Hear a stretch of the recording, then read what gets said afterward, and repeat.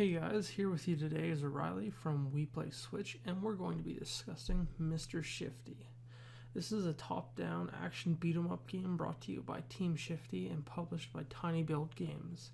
It takes its inspiration from games such as Hotline Miami and puts a refreshing twist on its gameplay, and in my opinion, its art direction as well. In Mr. Shifty, you play as a professional thief sent to retrieve a mega plutonium core from a highly secured building. Its owner is none other than Mr. Stone, a super evil bad guy using this core to do super evil bad guy stuff. Now, from that description, right off the bat, you're probably thinking, wow, that sounds like a very cliche writing scheme, and I would have to agree. While it doesn't take anything away from the game itself, I do think the story does have some parts that'll make you sit back and think, was this written by one person in an hour? Because there's some parts that are very shaky.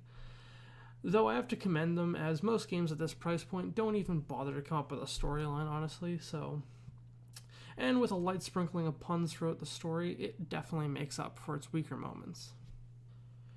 Now onto the meat and bones of what makes a game good, the gameplay itself. The gameplay in Mr. Shifty is best described as Hotline Miami meets Nightcrawler without the ability to use guns. Oh, and it's one shot, one kill, so you better use those shifting powers wisely if you want to stay alive. Now, going into this game personally, I didn't do any research, so I had no clue what to expect outside of what the trailer showed me on the eShop, and the tutorial level is fantastic, I have to say, short, sweet, and to the point. You can run through it in a handful of minutes, and they made the control scheme so easy a child could play this game. But after finishing the tutorial level, it kind of had me worried. I thought this game was going to be super easy hack and slash that I'd beat in an hour and never touch again. But the game quickly remedied that worry. By the second level, it was throwing harder enemies my way, puzzles, obstacle courses, and traps, and I died many a time. I really can't understate this enough. This game is as much a hack and slash beat 'em up as it is a strategy game. If you can rush into every room without any plan, you will die so many times. But that's what makes this game so fantastic, is you can approach every fight in so many different ways. You can use stealth, distraction, or go full guns blazing and probably die.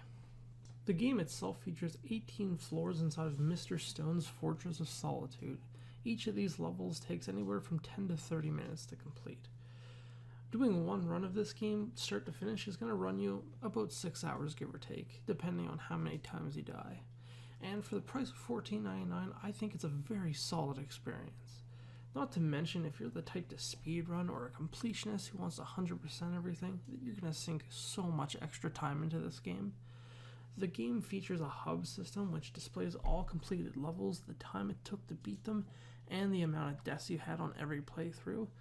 This creates so much replayability for people seeking it, and with such addicting gameplay, I know I'll be putting a lot more time into this gem.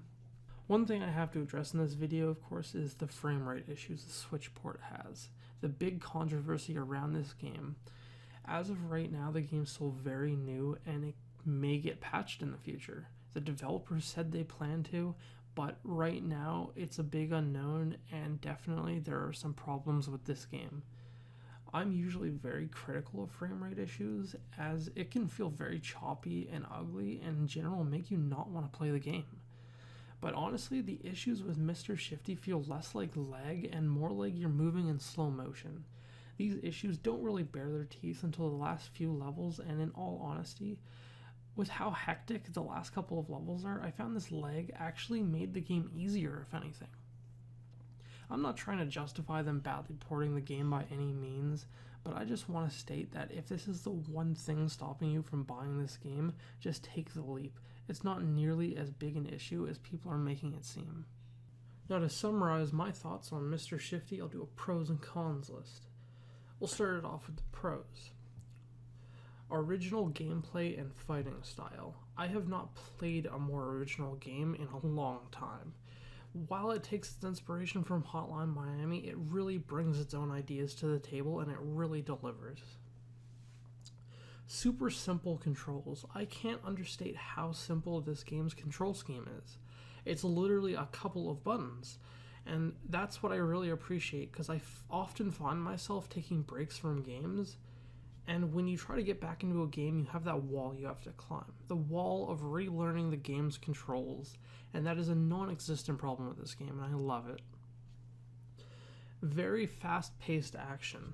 The game right from the start is fast. Even the tutorial starts you at a running pace. And as you progress, it only gets more and more hectic. If you like action games, this is the game for you. The perfect amount of challenge. The game treads that very fine line so few developers are able to find. That area between frustrating difficulty to the point you want nothing more than to turn your console off, sell it on Craigslist for $200 more than you paid for it, and never play a game again, and between 3-year-old can barely pick up a Switch and you can still beat this game easy. And for a new developer to find that niche area on their first try is truly impressive. I really hope to see more games from this team. But this video isn't all sunshine and butterflies because we're on to the cons. Frame rate issues and stuttering, the big controversy around this game. Like I said before, I'm glad this isn't true lag where the game feels like it's freezing and bugging out, but these issues still need to be addressed and fixed by the developers. Weak cliche writing and story. Now, I know many of you are probably angrily typing in the comments right now, the team meant to write this game like a 13-year-old's fanfiction. And in my opinion, that's no excuse. The only saving grace is their mastery of puns. Mobile game art style. I know this turns a lot of people off to this game, and I agree to an extent. It does have a very flash-based look, but this isn't a huge detriment to me. I know they went for a look, and they did a good job tying it all together, even if it's an unpopular look.